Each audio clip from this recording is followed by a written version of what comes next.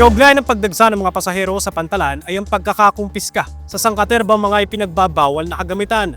Sa balitang Pantalan ni Paul Calayag, ang ilang mga pasahero nahulihan pa ng bala ng baril.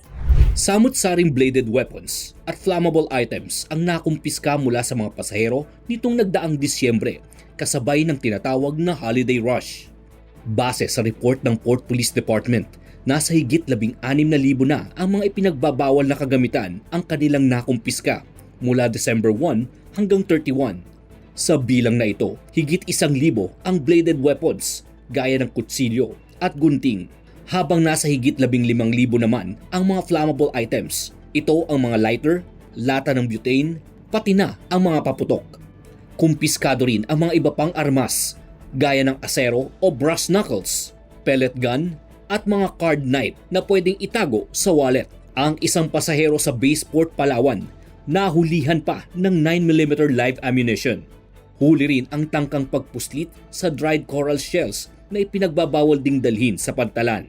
7 bala naman ng kalibre 45 na baril ang nahuli mula sa isang pasahero ng barko sa Dapitan City, Zamboanga del Norte.